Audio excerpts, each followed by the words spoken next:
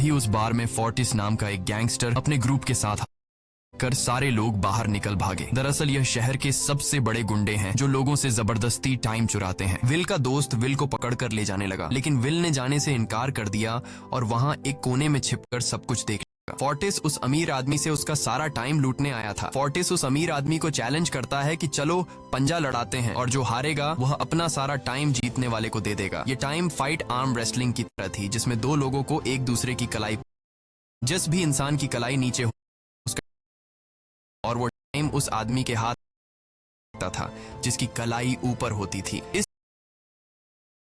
उस दूसरे आदमी से अपनी बॉडी में स्टोर करके उसे मार देता।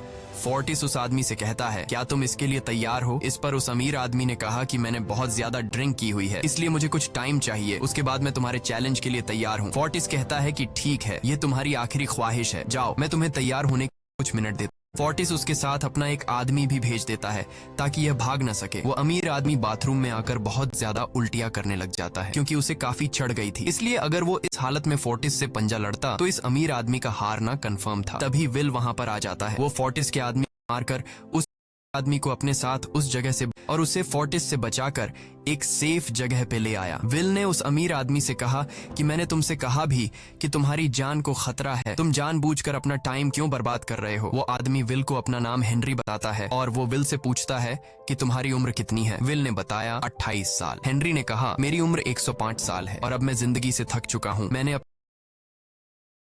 अब मुझे इस जिंदगी की जरूरत नहीं। हाँ, ग्रीनविच टाइम जोन में अपनी जिंदगी दिन ये सब विल समझ गया कि विल से अगर तुम्हारे पास मेरे जितना टाइम होता तो तुम क्या करते? विल ने मुस्कुराकर कहा कि सबसे पहले मैं बार बार टाइम को देखना छोड़ देता, क्योंकि उस वक्त भी विल के पास सिर्फ 18 घंटे होते हैं। वो सोने से पहले, सोने के बाद, खाना खाते टाइम हर वक्त अपनी घड़ी देख, क्योंकि मुझे डर लगता है कि कहीं मेरा टाइम खत्म ना हो जाए।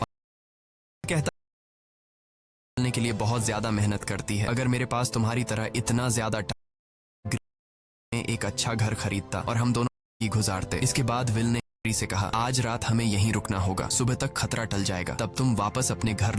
इसके बाद ये दोनों सो जाते हैं। सुबह उठकर हेनरी देखता है कि विल अभी भी सो रहा है। वो विल के पास आता है और उसके पास जितना भी टाइम होता है वो सारा का सारा विल को ट्रांसफर कर देता है।